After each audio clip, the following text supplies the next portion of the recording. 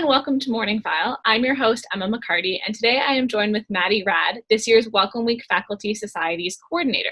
So Welcome Week is right around the corner. How are you feeling? Definitely nervous and excited. We've got a lot of really great things that are happening during Welcome Week, and even though everything is going to be virtual, we still have lots of fun things that are going to be taking place and really great ways to welcome our incoming class. Yeah, so obviously Welcome Week is going to be looking a lot different this year. How did you guys adapt, and what did the faculty planners do in order to adapt to these changes? Yeah, so it definitely, I think, took everybody as a surprise because, everybody kind of started their roles in January, and then March came around and we were kind of already in that planning process of, thinking about things that we wanted to do, getting things like in line and ready and all that. And then COVID happened and we went into a lockdown. So I think for the first little bit, it was really just unknown. We weren't sure what Welcome Week was going to look like, whether it was happening, whether it wasn't, are we going to be in person? And then we got the news that, it was going to be in the fall, online in the fall. Mm-hmm. So I think from that point on, we kind of just honed in and we're like, okay, what does a virtual Welcome Week look like? How can we take things, events and traditions that we've done in the past and translate that into a virtual world?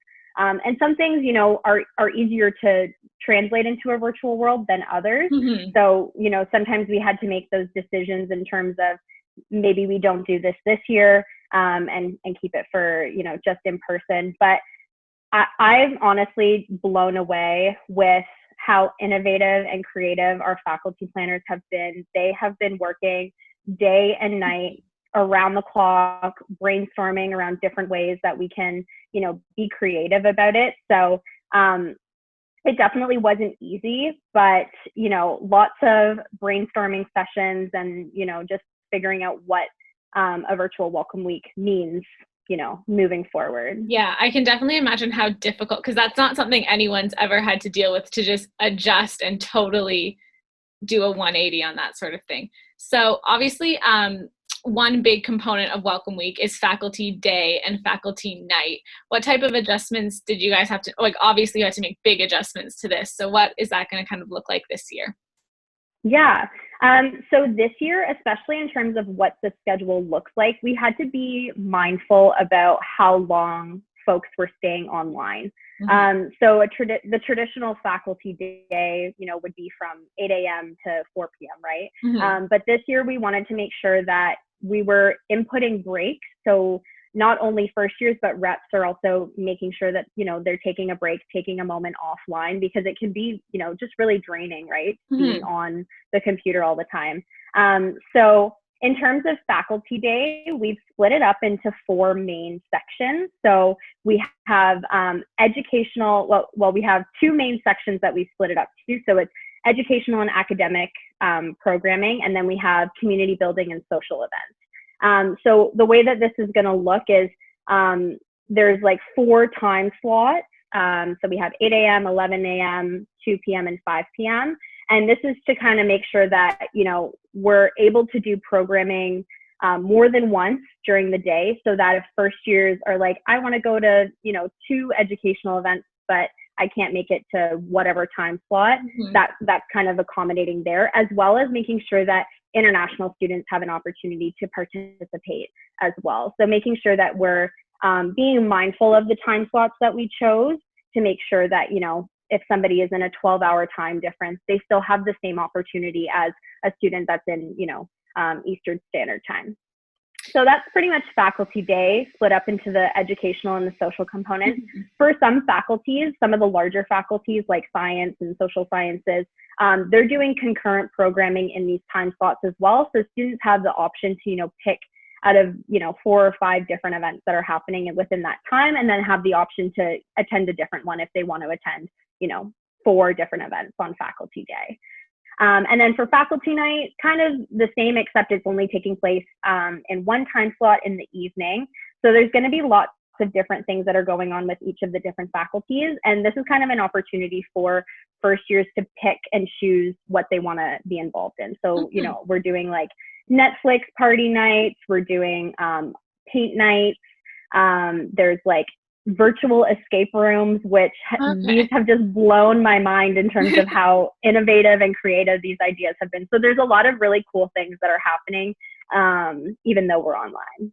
Yeah, I didn't even think about that. In my mind, I was thinking, I don't even know what I was thinking, but yeah, you can do things as like paint nights. Like I can do that here and online type of situation. So obviously the faculty planners have had to really adapt, but also reps have had to adapt. How are reps going to kind of play their role this year? What are they going to look like? I think the role of a rep this year has really evolved into more of a hands-on leadership position. A lot of the planners are doing behind the scenes work, but these reps are going to be the ones that are on the forefront and actually leading activities.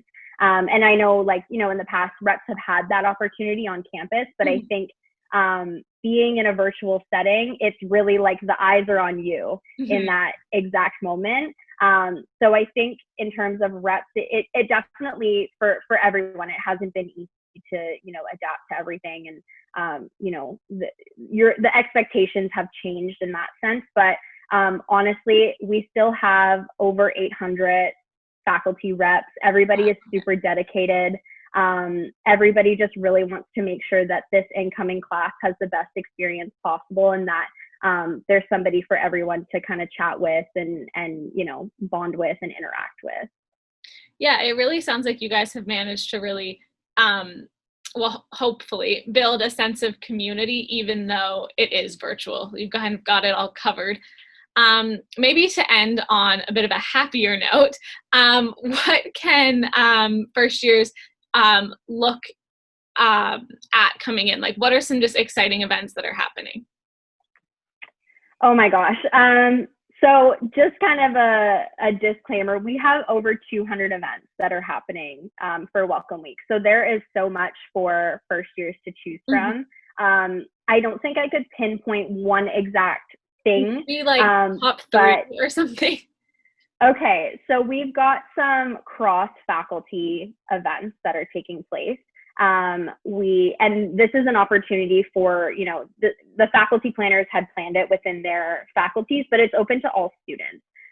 So personally, I'm really looking forward to this because I think this is a great opportunity for first years to not only meet people in their faculties, but meet students in other faculties. You know, looking back on, I think, all of our experiences, we have friends in lots of different faculties, not just our own. So I'm really excited to see kind of how those pan out. We've got an art attack night, so that's being hosted by Engineering and Humanities. But like I said, it's open to all students. There's also going to be, the name of it is Sockeye Squared presents Mystery Mission Impossible. So that's being hosted by Science and Social Sciences. And this is kind of like a crack the mystery kind of thing. Yeah, it's really cool. I don't want to share too much because I want to make sure that there's enough surprise and mystery element to it. And then another cross-faculty event that we have that I'm personally really looking forward to is it was created by Commerce, and it's celebrating BIPOC students, creators and leaders on campus. So it's going to be kind of a panel style, and I think it's going to be a really great way to, you know, amplify Black and non-Black student voices on campus, as well as Indigenous voices on campus. And like I said, it's open to everyone, so it's really an opportunity to kind of take this time to educate oneself. So I'm really looking forward to those three events. I'd say those three are like my top ones that I'm excited. That was Maddie Raad, this year's Welcome Week Faculty Society Coordinator, discussing what this year's virtual Welcome Week will look like at McMaster University. For more MorningFile content, as well as exciting new updates, you can visit cfmu.ca.